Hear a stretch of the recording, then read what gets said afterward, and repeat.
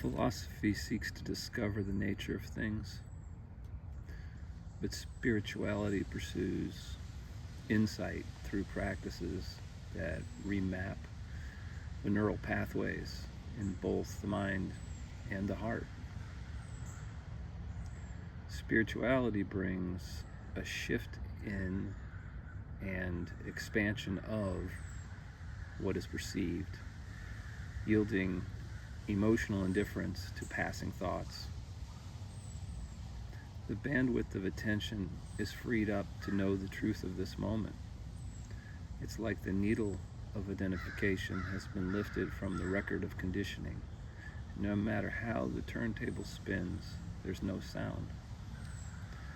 The loss of attention causes thoughts to shrivel and fall away from memory, reducing their ability to capture and transmute the energy that follows attention.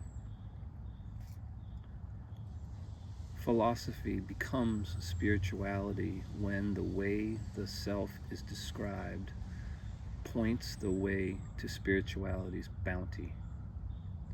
Whether all agree that this is a fact or not, the view that what is seeing is the self rather than what it sees can cause the unraveling of identification with the physical, energetic, and mental constructs that heretofore have been unconsciously identified with. When this falling away of identification is complete, the construct, though still observed, no longer is perceived to be something that's not a contiguous part of all other phenomena unfolding around it. Like diverse waves of the ocean, they are different expressions of that same ocean, as the old saying goes.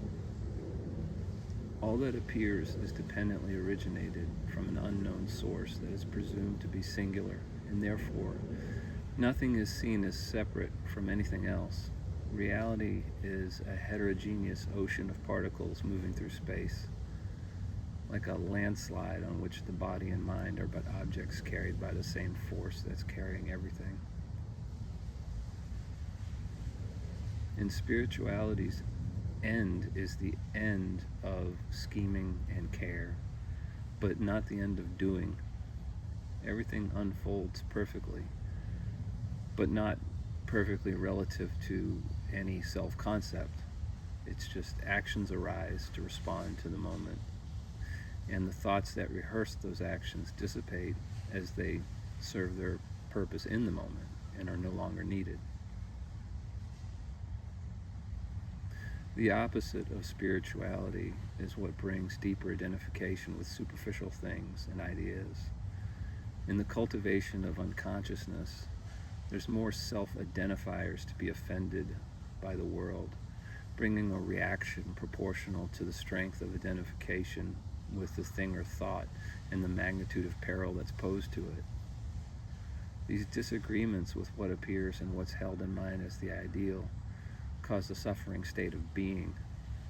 It inverts the flow of energy downward towards the lower energy centers, and its vibration is also brought to the depths where swim parasitic thought forms that transmute and hold energy by capturing that which follows attention.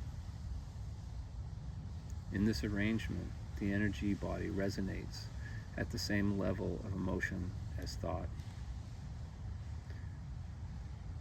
And if the conflicts with the world and other thoughts are constant, there's a continuous triggering that just runs in the background, forming a veil that hides the absolute behind the relative. An energy body like that needs to feed on energy that matches its vibration.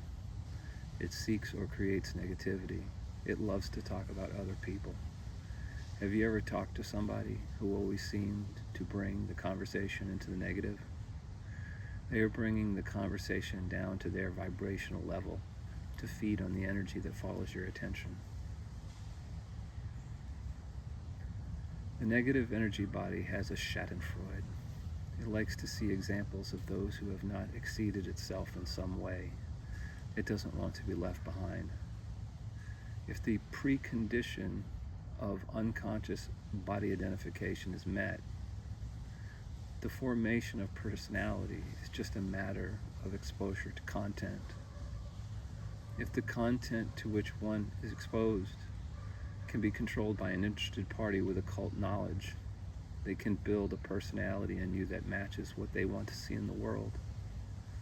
Life does imitate art in this regard. Before the initial perception of being a self, awareness believes what it sees without question, like an infant, because it has nothing to reference. But once the self-concept is established, new information will be checked against old to see if it fits with the story so far. There is an advantage given to incumbent thoughts over challengers. The incumbent thought may have been accepted without a test of any kind because it was the first of its kind on the topic, and so there was nothing to test it against. But a subsequent thought that arises to challenge it must be tested against other trusted pieces of information. And if there's an unwillingness to test, then the incumbent thought will remain what's perceived to be true.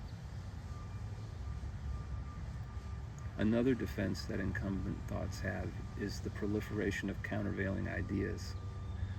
Any number of logical fallacies can be employed against a new idea to maintain the old. Even if it's destructive and incorrect, that old idea is defended. From this state, there are two types of change possible. One would be an inversion of positions, changing one's mind. You flip to the other side of the issue. This may put a person on a better course of action and change their vibration, but it won't lead to the discovery of the non-self nature of content. As long as there is still identification with that root of self, the consequence of self-identification will persist. There will still be a sense of separation from others based on the level of match between the fingerprints of identity. There is still insularity. The other type of change would be through destroying positionality itself, and that would be to realize the non-self nature of the holder of positions. That unravels the whole construct. While the positions of the unconscious are strongly defended, the ignorance that facilitates it can be destroyed without challenging any particular sacredly held worldview. If someone wants to be liberated, they should consider the cause of positionality itself and not all the individual positions that are held. The cause of positionality can be attacked without contradicting a sacred position. It is not caused by argument, but rather a shift in how reality is perceived. To no longer be involuntarily subject to reactions changes the way things operate within. Attention rests in non-relational content, such as the feeling of peace. Non-relational perceptions don't disturb the emotions because they have no story. They don't relate to any identity. There's no sense of being a character expressed in the unfolding of all phenomena. When the energy rises in form and vibration, when energy rises in the form and vibration, the lower desires are blunted. It then takes deliberate effort to pull the energy back down to the lower centers for use as sexual energy. Otherwise, there's no anticipation at the sight of flesh, and yet no less enjoyment of it when partaken. to see the objects of desire when the spiritual heart in its stillness reflects the truth of the moment.